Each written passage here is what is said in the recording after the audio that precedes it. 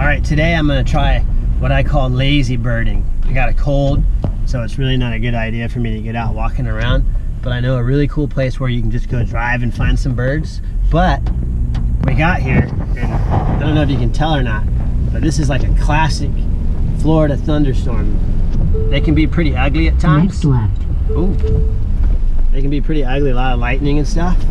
But what I've learned in the past is if you can sit out the storm, after the storm is past, it washes all kinds of like bugs and all kinds of little critters down into the water, and it just starts like a feeding frenzy, and fish and turtles and snakes, alligators, and then birds. Keep left ahead. Hey, shut up, I'm trying to talk. So all that might happen if this storm passes. So I'm gonna go to this place and hopefully the storm will blow right on by. And if it doesn't and it gets like really, really hairy, scary, I'm gonna film it. All right, I'm here and it's still raining, but I think I'm right in that it's gonna pass. Yeah. It's cool too because there's nobody here. And I bet there's gonna be all kinds of cool stuff. So my son's with me and he just spotted a Sandhill crane over here. Oh, they're getting up and it's got a baby. Two babies. Oh, cool. Trying to keep them dry, I imagine. And it's not really good for photography at the moment, as you can tell because of the rain and stuff. But I'll see if I can get a picture or two. Even in such poor lighting conditions, I was able to get some really good pictures of these little Sandhill crane chicks. By the way, they're called colts. I'm not sure why they're called colts. If you know, go ahead and leave a comment. The first picture is great for size reference. You can really tell how small the chicks are because to the right is an adult leg. And the next picture is just a couple of the chicks. Look, they have little morning dew all over them. And in the last picture, one of the adults is feeding both of the chicks. I watched them for a little while, and the adults they work nonstop looking for food for these little guys. It's really cool to watch. Now it's a little bit easier to understand why they have that long beak. They're constantly sticking it down into the soil looking for things like grubs, insects. I've even seen them eat eggs.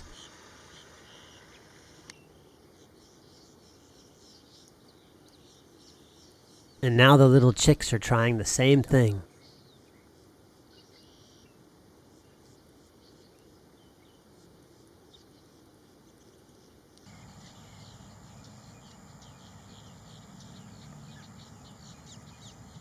Finally, a big fat grub for breakfast.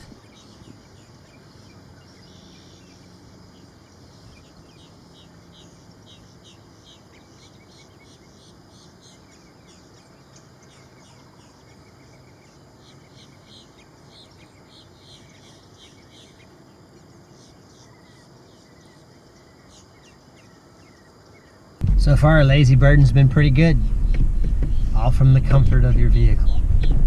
You can do that in some places. Looks like there's an osprey right on top of this palm tree.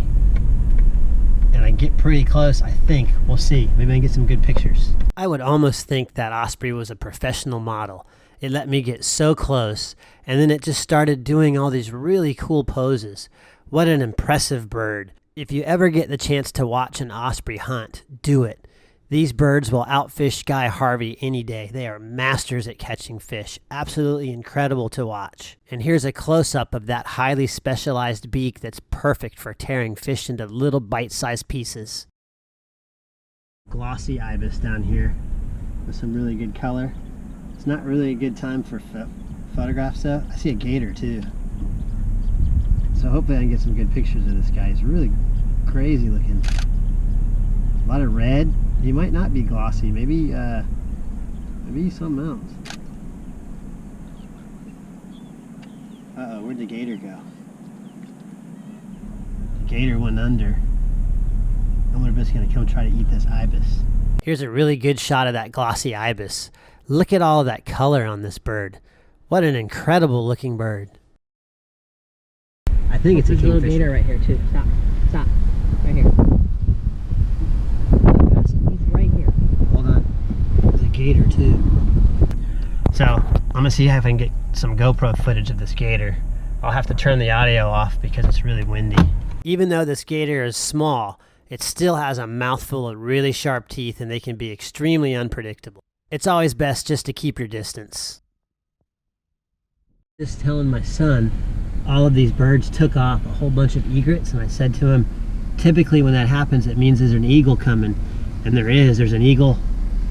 Right now, he's flying over top of this pond right here. He's far away, so I won't be able to get a picture.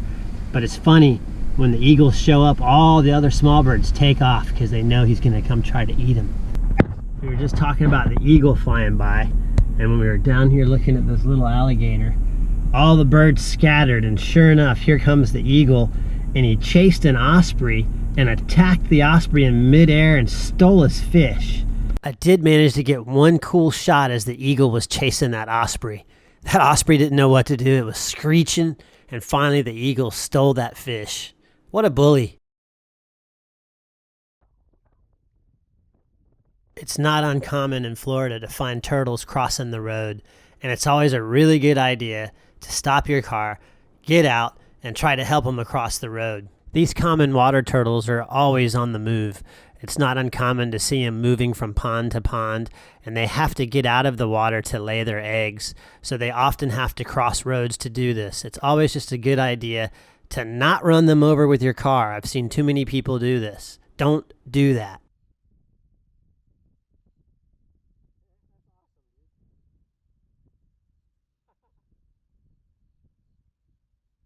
There's a nesting great blue heron up here. I'm going to see if I can get out of the car and go around, maybe get some good pictures of them.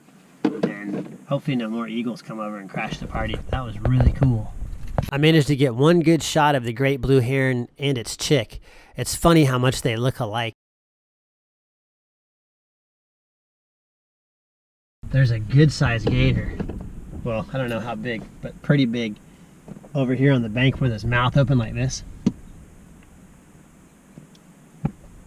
That's just for effect. Anyways, I'm going to get out of the car and go over there and see if I can get a little bit closer if this guy coming doesn't spook him, and maybe get a shot or two of with his mouth open so you can see his teeth. I've had a few people tell me that my lens hood was on incorrectly, but the wind was so strong it was really difficult to take any pictures with this big zoom lens and the lens hood fully extended, so I kept it in the storage mode. Here's a good shot of those gator teeth, and with a bite force of over 2,000 pounds per square inch, they're not something that you want to mess with. Oh.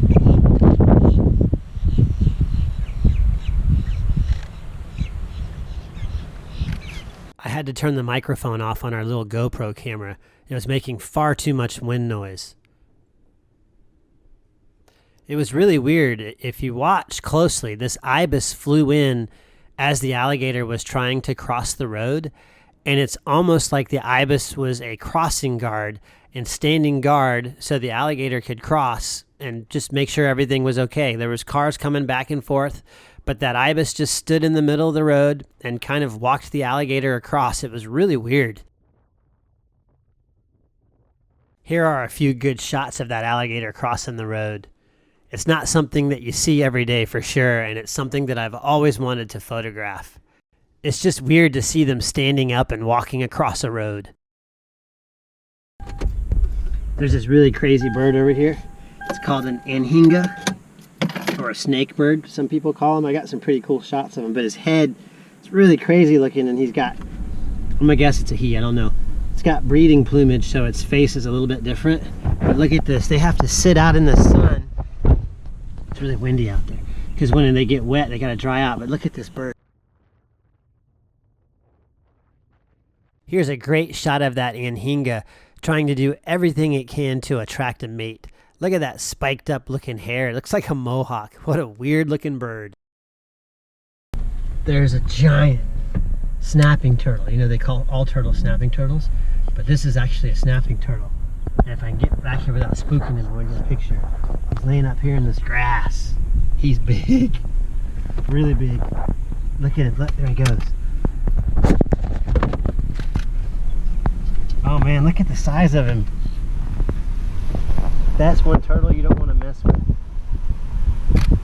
He's coming, where's he going?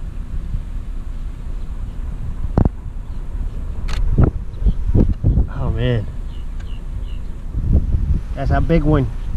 You are looking at a living dinosaur. This is one turtle that you do not want to mess with.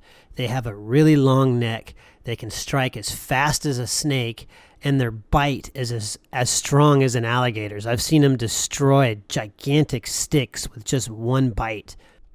You can almost see a little bit of purple or magenta color in the back of its shell. It's really, really crazy looking. And then look at them from the front, that big wide mouth. That thing is so powerful. What an impressive turtle. This place is crazy. Every time we attempt to leave, we see something new or different, like that giant snapping turtle that we just saw. Anyways, so much for being lazy. I think we got out of the car a bunch. We've been here for over 2 hours. Over 2 hours now, and it never ends. This is so cool. And this is what's cool about wildlife photography, especially in Florida. Florida's like a giant swamp, and there's all of these creatures that just are always here. It's so awesome. Well, it looks like my theory of showing up immediately after it rains is true. We saw all kinds of great wildlife. It was just never ending. And I'm going to leave this video with one of my favorite shots from the day that we didn't talk about. This is a picture of a Cooper's hawk as he flew in very, very fast and scared off a whole bunch of egrets. But look how aerodynamic this bird is. Click that little bumblebee to subscribe to my channel. I've got a lot of videos planned. We're going to do a lot of great nature photography, talk about cameras, technique, all that good stuff. Leave comments, and don't forget to click that like button. See ya.